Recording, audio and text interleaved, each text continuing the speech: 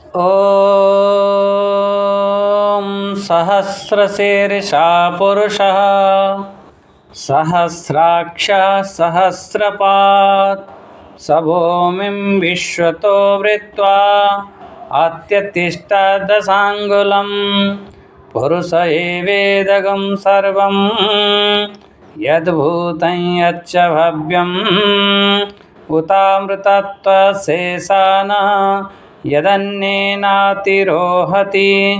एतावानस्य महिमा अतो जायगश्च पुरुषः। परम ब्रह्म परमात्मा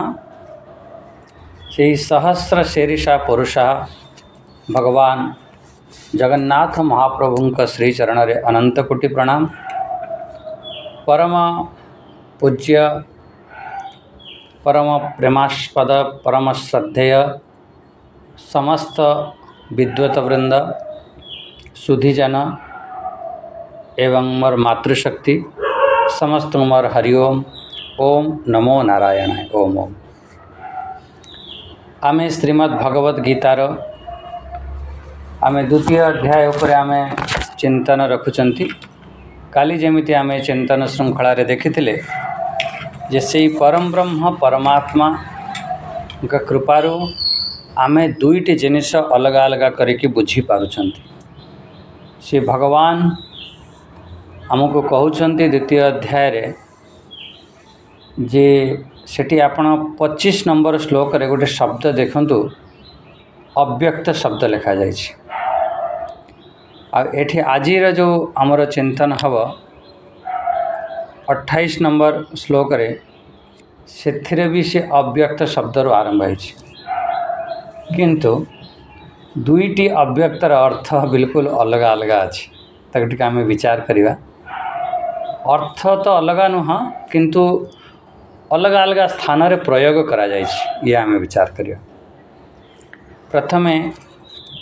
28 29 29 और 30 नंबर श्लोक को आम टे पाठ करना तापर विचार करवा।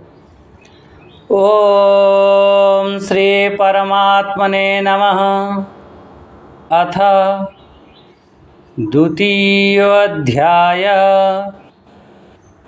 श्री भगवानुवाच अव्यक्तादीनि भूतानि व्यक्तमध्यानि भारत अव्यक्तनिधनान्नैव तत्र का परिदेवना।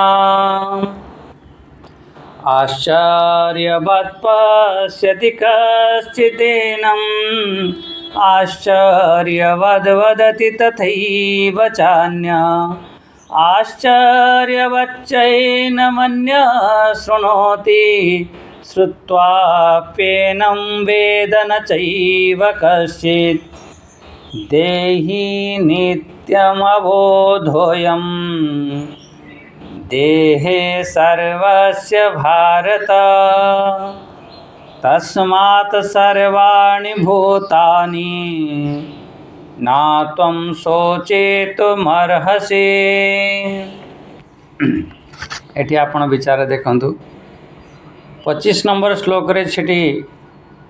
से आत्मतत्व बाबद रे कहा जाइथिला। से आत्मतत्व केमितिका कहले से आत्मतत्व कहले से अव्यक्त अचिंत्य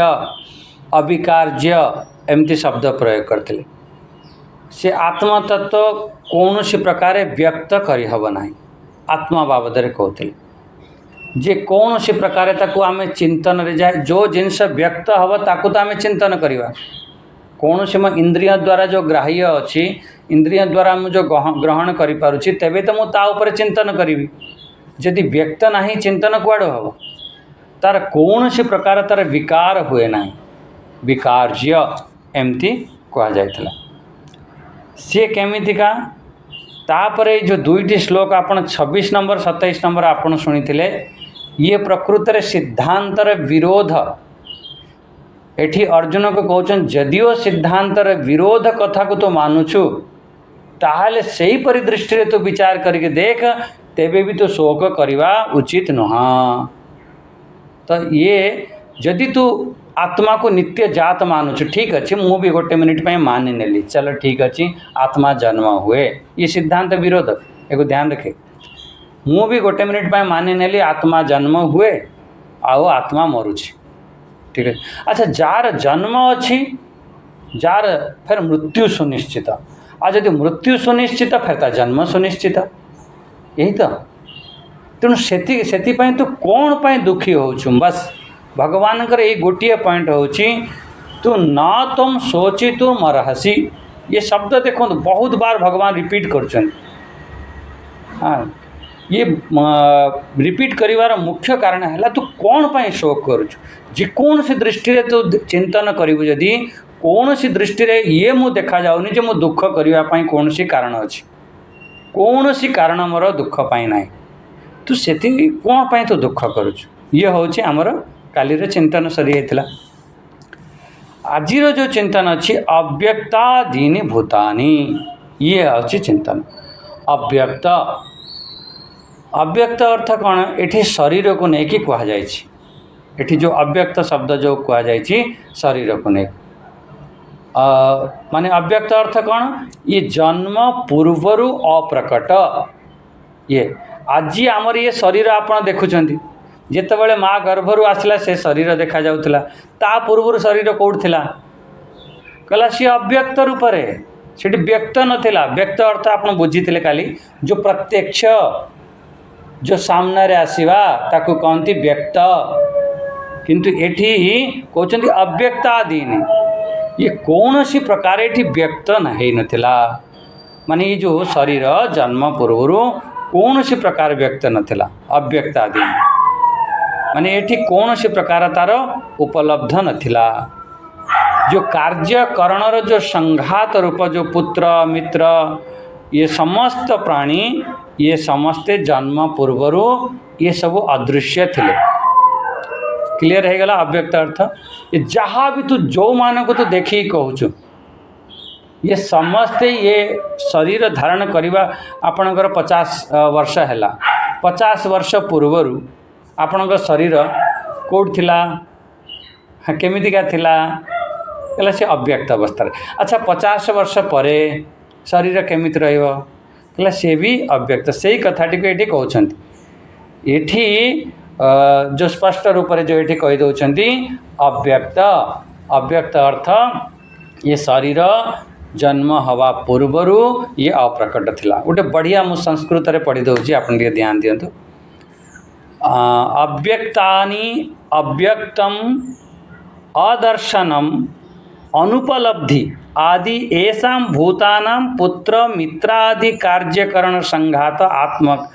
आत्मकानां तानि अव्यक्तादीनि भूतानि प्राग उत्पत्तेः एमती शब्द प्रयोग कर ये समस्त ये सब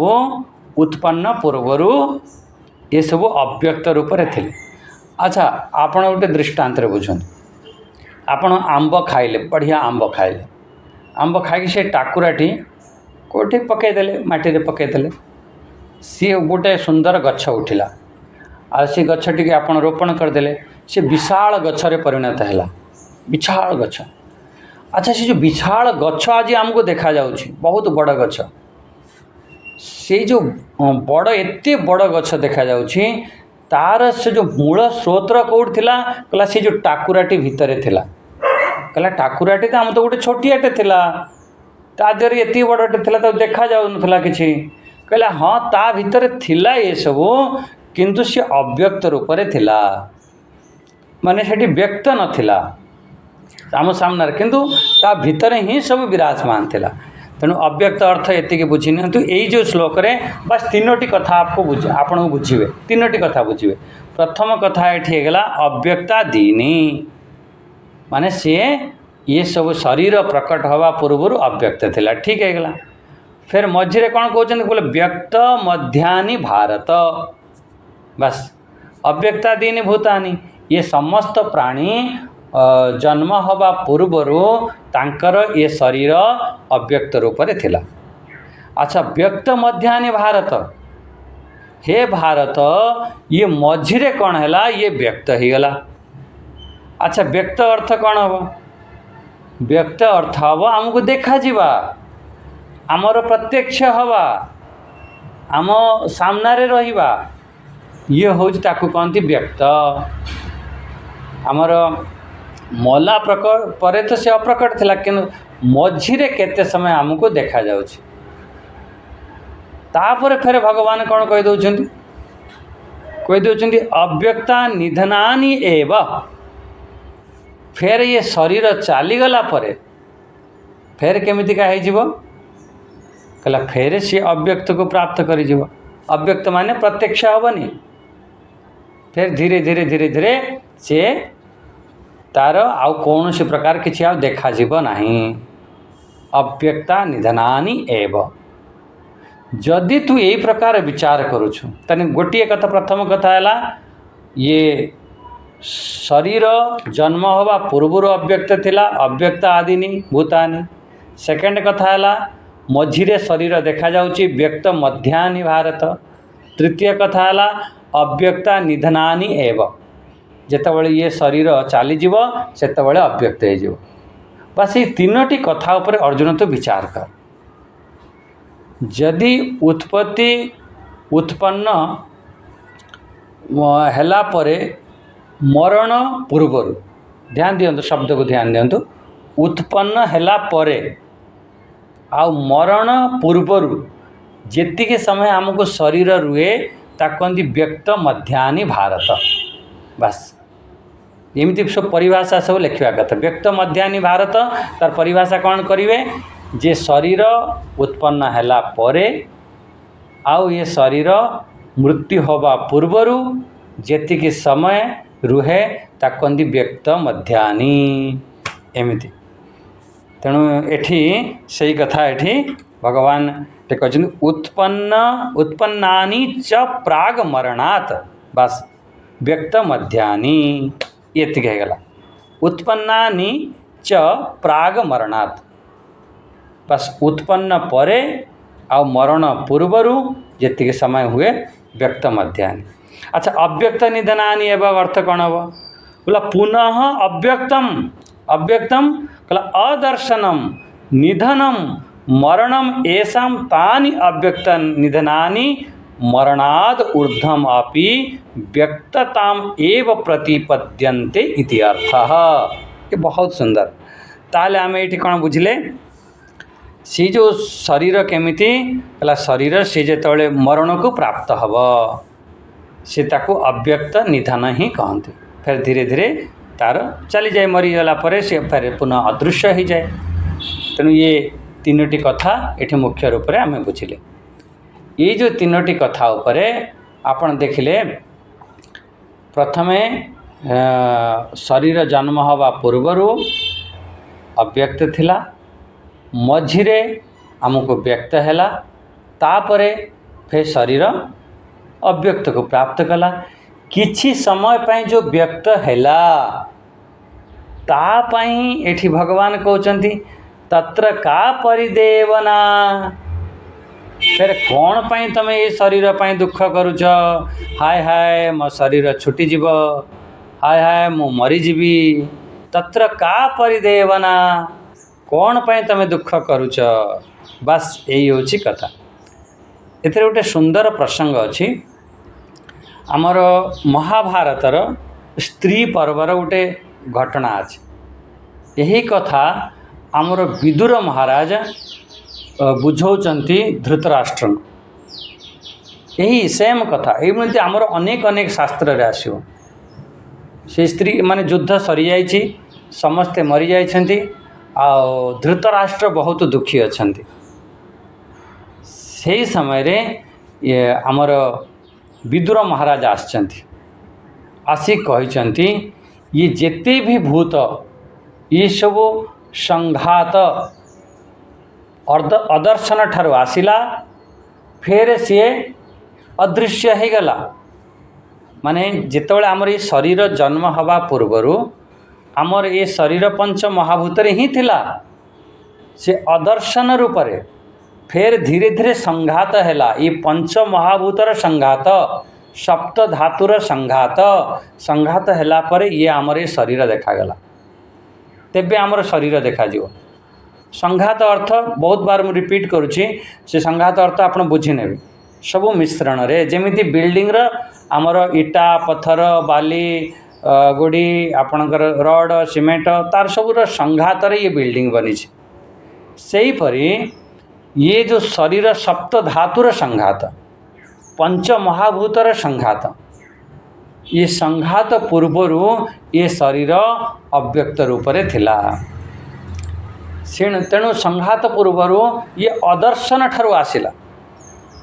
ये जो पंच महाभूत आमको जो दृश्यमान होची सी सूक्ष्म रूप से ही ये शरीर विराजमान थिला दृश्य हो नथिला फिर से संघात है कि बनिला फिर तू कौन पाई से शरीर पाई तो दुखी होचु धृतराष्ट्र सी सब आसी गोटे निमित्त बनी आसी फिर तांकर कर्म सरिला चलीगले यहीपरि सबु शास्त्र रे आपण भागवत रे भी आमर जो माने आसुर प्रवृत्ति लोक माने भागवत रे सब आसी बहुत सुंदर सुंदर प्रसंग आसी कंस जाकि देवकी वसुदेव को जाकि बुझाऊँ बहुत सुंदर से प्रसंग आसी जितेबाला सी तार 6टी छुआ को मारी कंस मारिदेला तापरे तांको लागिला जे से तांकर तो सब मृत्यु हो गला मु तो यहाँ भूल कली सी जाएके देवकी और वसुदेव को कहते अरे कौन ये शरीर सब कर्म फल भोग करने आसी ये शरीर पंच महाभूतर शरीर बनी ये पंच महाभूतर विलीन ये कंसर उपदेश थिला बहुत बढ़िया आ से भागवत रे भी अच्छी पूरा यही प्रसंग उठे पूरा भागवत रे हिरण्यकश्यप जो हिरण्याक्षर बद्ध हो जाए से समय हिरण्यकश्यप जाकि निज परिवार लोक मान सांत्वना देछन पूरा सेम यही कथा यही भगवत गीता कथा से पूरा व्यक्त है ये तेणु ये जो चिंतन सब अच्छी ये सबू प्राय सबू शास्त्र रे थाए समस्ते प्राय चिंतन करती किंतु फिर आम से तादात्म्य भाव हवा कारण आम शरीर सांगरे एते जोड़ी होकर रही कारण आम फिर दुखी होती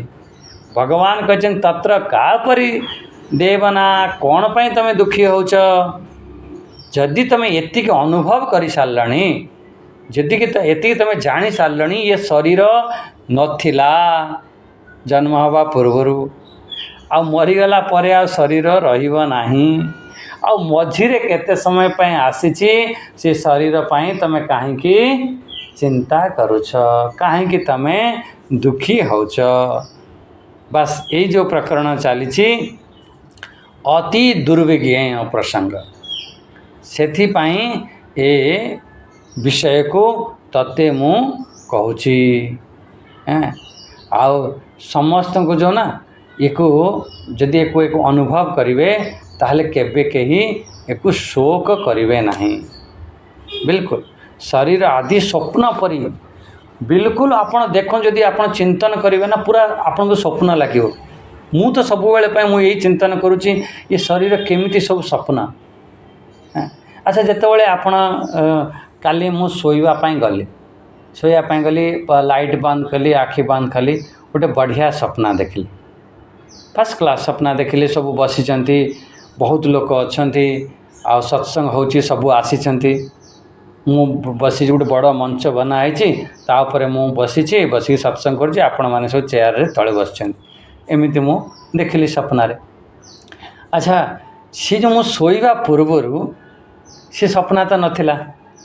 अच्छा उठिला परे उठिकी देखला बेलू ये खाली बिल्डिंग बिल्डिंग देखा जाऊ ना कई लोक अच्छा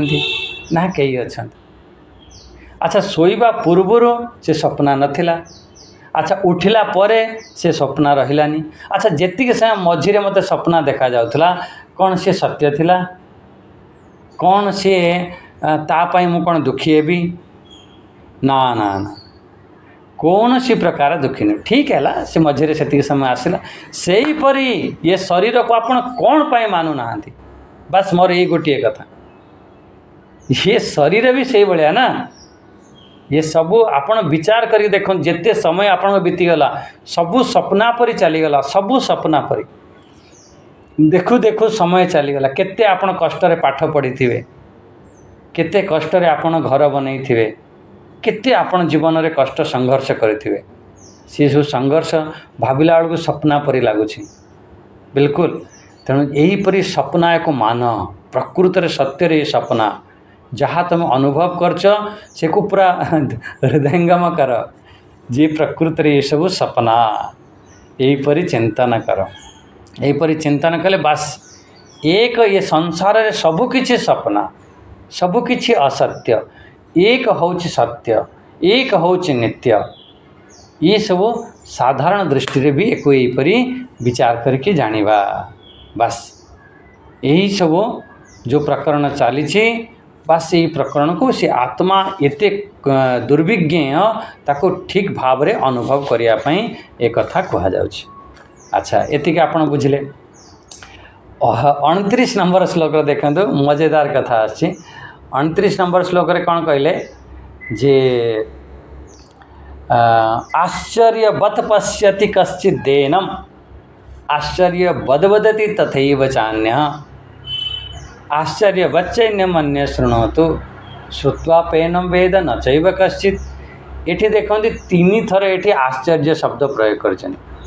तीन थर आश्चर्य शब्द कौन तीन थर ना सी आश्चर्य रूप रे एमिति आश्चर्य यही शरीर आमर केमिति हला यही शरीर रे जो रहिला वाला आत्मा को जी देखिला वाला एमिति खूब ओम ओम ओम तेणु यही शरीर रे जो रहिला वाला आत्मा को जो देखला वाला जो अनुभव कला वाला ये आत्मा को से केमिति हुए कला आश्चर्य भली देखा जाता है आश्चर्यवत तमे धीरे धीरे धीरे धीरे धीरे धीरे तले को अनुभव करियो ना तुमको बहुत आश्चर्य लगे अरे ये आत्मा तत्व भी एमती आश्चर्य लगे बहुत आश्चर्य हो। अच्छा ठीक है बुझा आश्चर्य आदि क्या कह सेकेंड कथा है आश्चर्य वद वदति तथैव चान्यः से जो आत्म तत्व को जी कहला वाला जी वर्णना कला वाला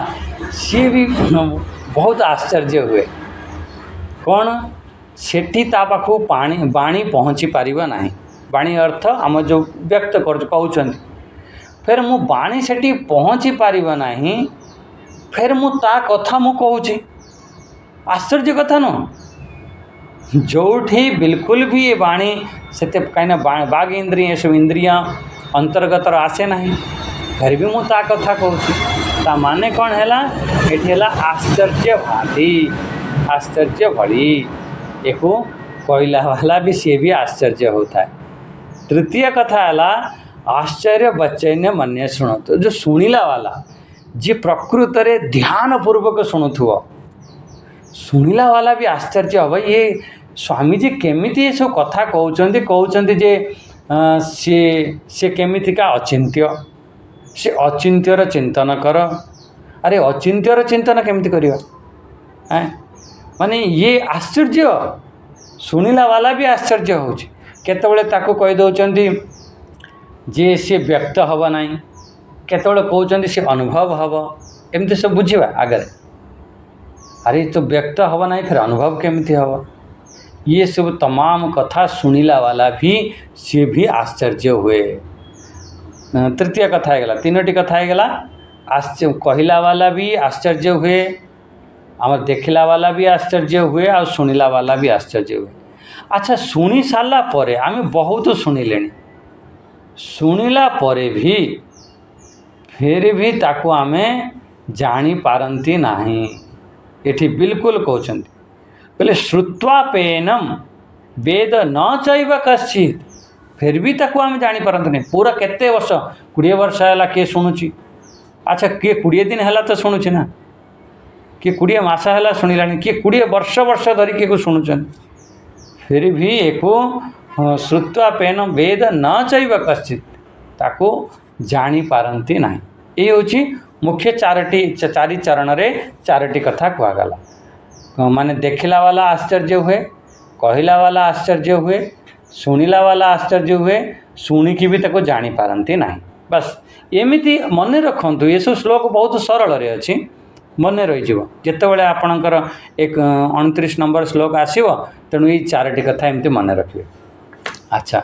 एबे आपण विचार करंतु 3 थर आश्चर्य शब्द प्रयोग कले आश्चर्यवत। अच्छा आश्चर्यवत आश्चर्य क्या कहते जदि आम ता परिभाषा करवा कहले प्रथम जहाँ आम देखी ना अकस्मात जो दृष्टिगोचर हो कहले टिके आपण देखिए कहते आश्चर्यम अदृष्टपूर्वम अद्भुतम अकस्मात दृश्यमानम तेन तुल्यम आश्चर्यवत आश्चर्यम इव एनम आत्मानं पश्यति कश्चित। यही हूँ आश्चर्य। बहुत केते सुंदर परिभाषा लिखाई तार लिखा जाइए जो को जहाँ को आम माने केबे देखी नाहंती और अकस्मात से आम सामने आसीज केबे आम भाभी पारि नाहंती आम सामने फट से आसीगला से जिनस सेठी कौन हम एमती गोटे अद्भुत जिनस देखी एमती से पदार्थ आसीगला आम तुरंत आश्चर्य हो जाते अरे ये केमती आसला। अर्जुन भी प्रथम अध्याय रे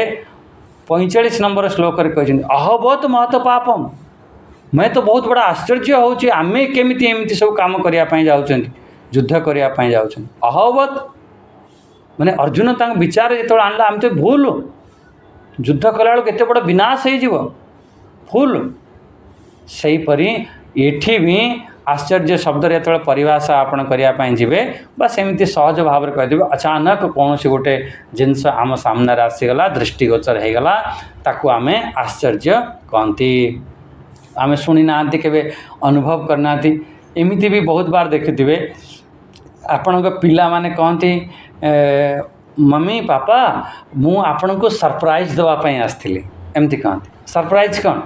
किसी माने कौटे विदेश रे रोचंती बाहर रोचंती जड़े ना फोन करना मेसेज करना किसी ना आ अचानक आसला बेलू तुम सामने आसी आप आश्चर्य हो अरे माने कुछ से समय किसी कल्पना करें जहाँ सांगे अत्यधिक प्रेम हुए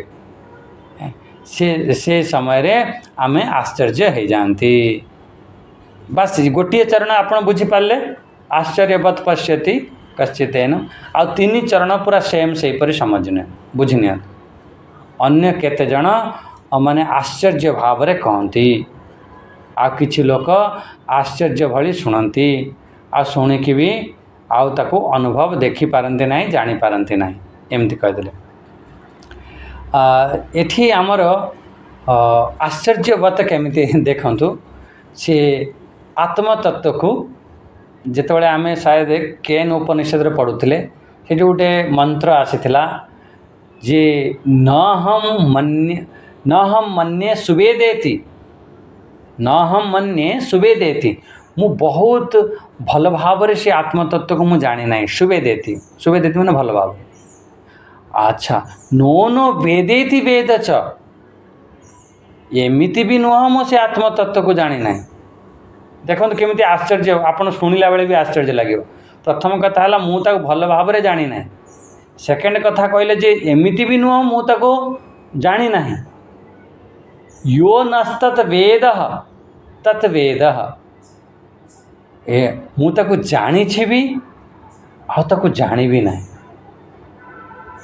अच्छा नो न वेदेति वेद च जी यही प्रकार जानी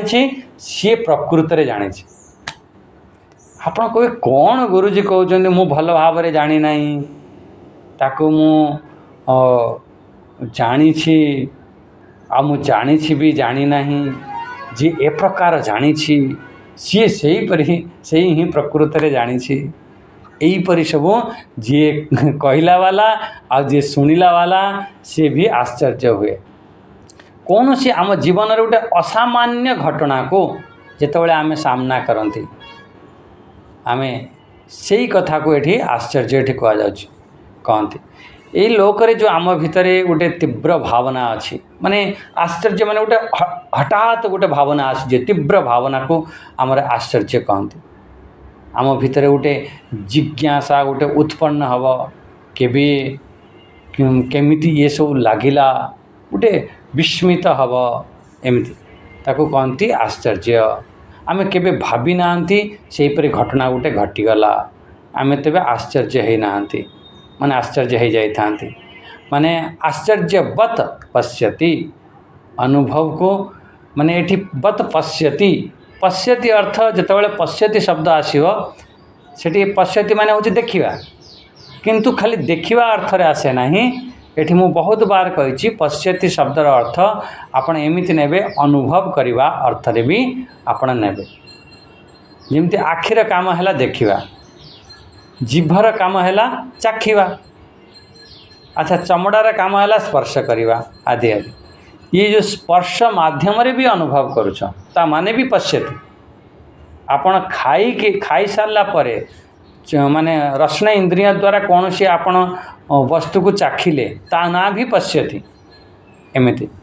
तेणु एठी एको जी देखिबो सही प्रकार आश्चर्य हो जाई थाए। आमर गोटे तैत्रीय उपनिषद रे गोटे बढ़िया मंत्र आसी जेतेबेले सी ओम ओम जेतेबेले सी अनुभव करे जेतेबेले सी अनुभव करनेला निज आत्मतत्व को अनुभव कला तो पचारे बोले से आत्मा केमितिका केमिति अनुभव कले गोटे मंत्र कौन आसी सी कौन कही आत्मा केमितिका बहुत बढ़िया कथा कही हा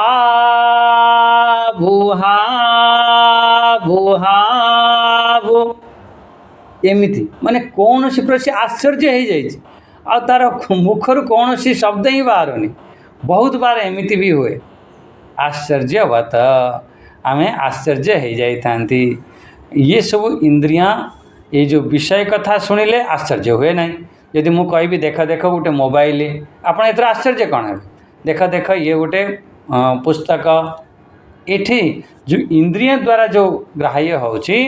ताकू देखिकी आमे बहुत आश्चर्य हुंती नहीं। आउ से जो जिनस से अन्य माने गोटे घटना आम तुरंत आम जीवन में आसीगला सेटा को आमे आश्चर्य हो जाए था। अच्छा गोटे घटना देखिबा ये कहिला वाला जे कुहे से प्रकृत रे ये को व्यक्त करी हब ना केबे भी आपण ये मानिक चलतु से आत्मतत्वर गोटे ना दे दिंतु गोटे ना दे दिंतु ता ना दे दिंतु अनिर्वचनीय बस गोटे ना कौन सी प्रकार तार बाणी रे ताकू आपण कहि परिवे नाही कौन सी प्रकार बोले आपण एतिक विचार करे देखो मु आपन पचारिबी आपण गोटे वस्तु आपण खाइले बहुत भल लगिला मु पचारिबी केमिति भल लगिला आपण से आपण को अनुभव ही कहि परिवे नाही बिल्कुल कहि परिवे नहीं काहे कि ना से अनुभव को व्यक्त करी हुए नहीं। अनुभव करा जाए व्यक्त करा जाई पारिबो नाही बिल्कुल। हाँ ताकू किछि लक्षण द्वारा कहवा ये लक्षण अच्छा ये ताहले आमे आपण कहबे जे गीता मते आम मान को घंटे घंटे पढ़ाउछन्ती जदि एको कही हब नाही तार आम समय आपण बर्बाद करछन्ती हेले ना जेमिति चंद्रमा को देखिबा पई हेले आमे गोटे शाखार गोटे गछर डालर माध्यम रे चंद्रमा को देखते हे देख देख ये जो दुईटी डाल अच्छी ना से दुईटी डाल मझिरे देख चंद्रमा देखागला कहला हाँ हाँ देखने। अच्छा से गछ डाल सांगरे चंद्रमार कौन सी संपर्क ना किंतु गछ डाल माध्यम रे आमे चंद्रमा को देखने चंद्रमा अन्य जगार चंद्रमा गोटे अलग जिनस गछ गोटे अलग जिनस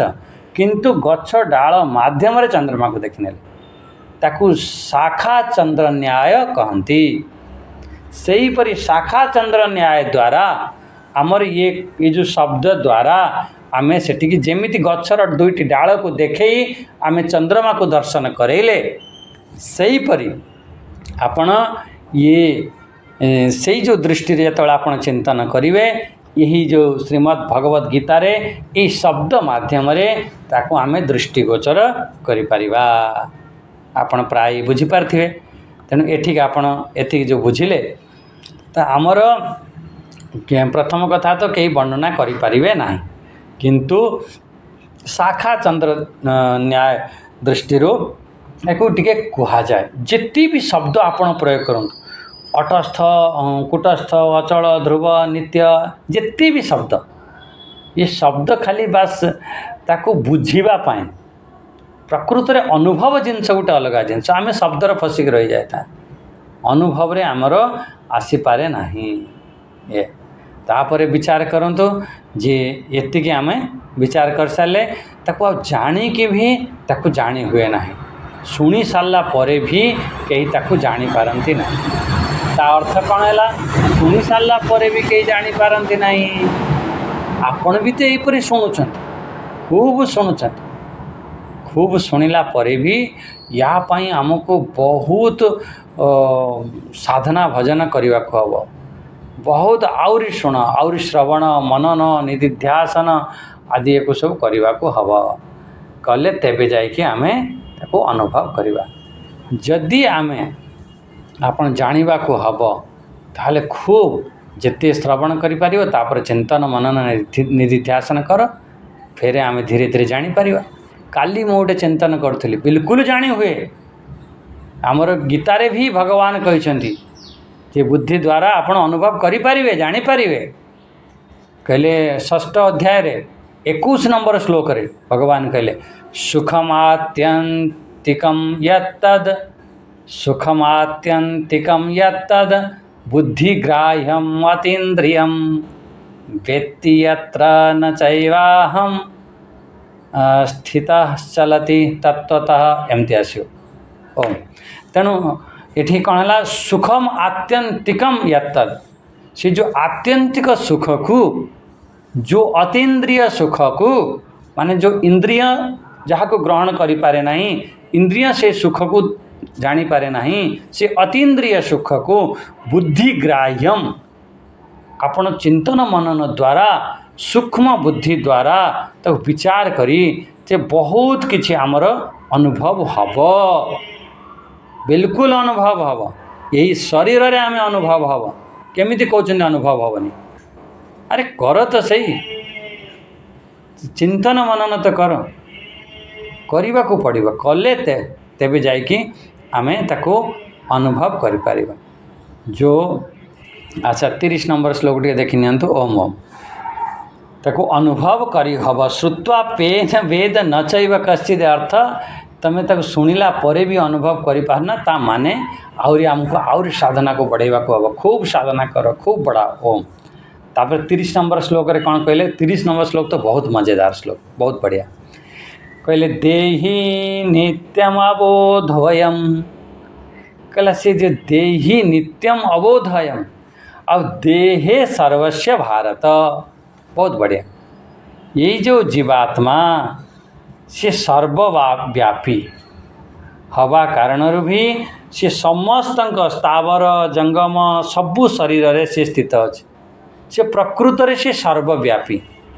एठी आज सकाळ मोर ये चिंतन होता से जो देही ये देहरे रहिला वाला जो देही से सर्वव्यापी केमिति हम आज मो शरीर रे अच्छी से जो आत्मतत्व मो शरीर रे अच्छी से सर्वव्यापी केमिति हम ये कहले नित्य से जो टिके देखी नि बहुत सुंदर ये विचार अच्छी बहुत ही सुंदर टे ध्यान दिंतु बोला देही देही माने शरीरी ओम ओम ओम देही देही माने होची शरीरी से नित्यम नित्य माने सर्वदा सर्व अवस्थासु अबोध्य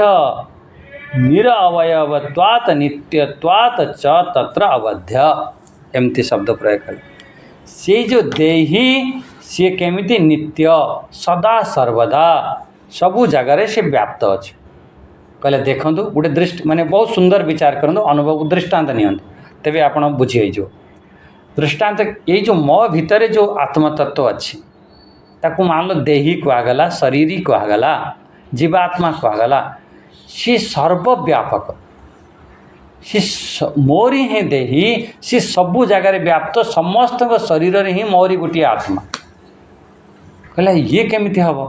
कहला एमिति हब दृष्टांत बुझंतु बुझ जेमिति मु ये मठ भितर बसी मु ये मठरे अच्छी तो ये मठरे जो आकाश है ता कहती मठ आकाश अच्छा तुम घरे भी घर अच्छी तुमर भी मठ अच्छी घर घर तुम मठ बुझी नि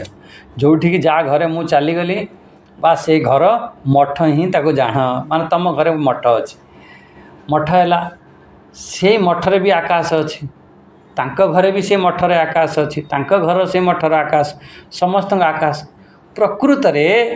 सी जो आपण को भेद भेद जानिला परे भी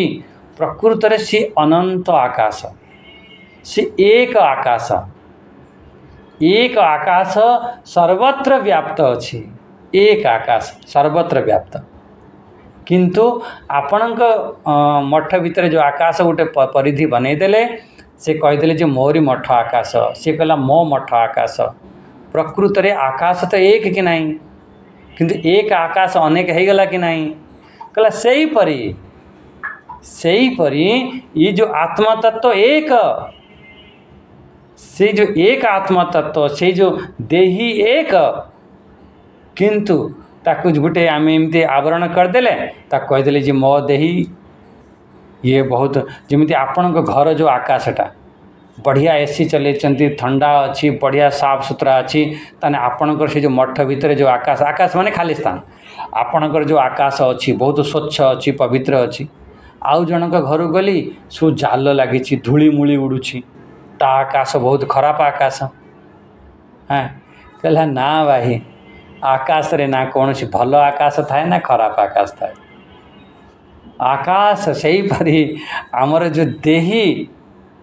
ये शरीर जमी आमर अंतकरण थाए सेमती आमको लगे ये बहुत बढ़िया वाला आत्मा ये बहुत पुण्य आत्मा ये बहुत दिव्य आत्मा ये बहुत श्रेष्ठ आत्मा और ये बहुत पाप आत्मा ये बहुत दुष्ट आत्मा एमती कहते प्रकृत रे से आत्मा तत्व होची एक जमिति आकाश को आपण काटी पारिबे नहीं अच्छेद्य अयम अदायी हो अयम अक्लेद्य अशोष्य सही परी से जो देही अबोध अयम कौन सी प्रकार तमें तांको बद्ध करि पारिबो नाही। अच्छा अयोध्या ना शुणिच अयोध्यार ता पर्यायवाची शब्द तार गोटे आउ गोटे सुंदर ना अच्छी ता ना हूँ अवधपुरी एमती भी कहती अयोध्या को सेठिकार लोक कहती कहीं अयोध्या मु बहुत दिन रही बहुत दिन जिते भगवान श्री राम सी टेंट रे थिले ना मु बहुत जाकि दर्शन कर भगवान के कार्य आरंभ है मंदिर कार्य सेठी भी मु बहुत दर्शन कर कम से कम मंदिर बनला परे मु 6-7 दर्शन कर सारे 7 अधिका तेणु भगवान कृपा जहाँ भी तेणु सेठी सी अयोध्या को अवधपुरी कहते सेठी साधु संत माने कहती जे अवधपुरी कहीं कौच कहले सेठी केबे भी एमिति शासन थिला केबे कौन सी बध हुए नहीं कहार बध करा जाए अबध कहा को मरा जाएनी कई मारती नहीं कई का बस एमती। अच्छा ठीक अच्छे से परी एठी से जो देही केमिति कहला अबोध हयम ताकू कई बध करि पारंती नहीं कौन पाए बध करि पारंती नहीं कहला सी निरअवयव हवा कारण आपण बध कर मोर गला अच्छे मो गला को काटिदेले मते बध करदेले मो हाथ गोड़ काटिकी मते मारदेवे मते बंदूक गोली मारिके मारदेवे मो मुंड फुटीगला मरीगली किंतु ये सब अवयव सेहीपरि से आत्मतत्वर कौन सी अवयव न हवा कारण तार कौन सी प्रकार मृत्यु ना कौन सी प्रकार माने ये पूरा सिद्ध करुचंती आत्मार मृत्यु ना जमीती आपण जेते गोली चलातु जेते तलवार चलातु गोटे पीस काटिके आपण आकाश को अलग करें आकाश को काटी पारे कहले ना सही परी कहीं तो अवयव रहित हवा कारण सेहीपरि आत्मतत्व अबोधय तस्मात् सर्वाणि भूतानि बहुत ही सुंदर तेणु यही परी जदि आपण चिंतन कले ताहले सी अवध तार विनाश हुए नहीं तार कौन सी प्रकार नाश हुए नहीं जितेबाला तुम वास्तविकता ये जान नब प्रकृतर जदि ज्ञान हम यदि टिके तुम एत बुझिक अनुभव कर यदि प्रकृतर तुम अनुभव करुछ ताहले भगवान कहते न तुम सोचे तोर मरहसी फिर तू शोक करू ना जदि तोर शोक होछि ताहाले तू एबे से आत्म तत्व को तू बुझी ना जदि तू आत्म तत्व को बुझीबू ना थे ताहाले तो फिर मस्ती मस्ती हम शोक कुआड़ू आसो से सुखम आत्यंतिक होठी अक्षय सुख हो से परम ब्रह्म परमात्मार से आनंद आनंद आनंद से सुख जाओ एते आपण माने बुझिले ये खूब चिंतन करंतु खूब विचार करंतु आउ से बहुत आनंद अच्छी ओ हाँ ये आज वाणी को विराम देली आप बुझी पारे 3टी श्लोक भगवान ये जो प्रकरण को ये समापन कले ये जो 2टी प्रकरण चली ये उपसंहार करदे जो जीव माने शरीर आ जीव देह आ देही आत्मा आओ आमर शरीर एमती तेणु ये 2टी को अलग अलग कर जो प्रसंग चलूला यही प्रसंग को ये उपसंहार कर 30 नंबर श्लोक रे फिर आम गोटे नुआ प्रसंग आसो से नुआ प्रसंग रे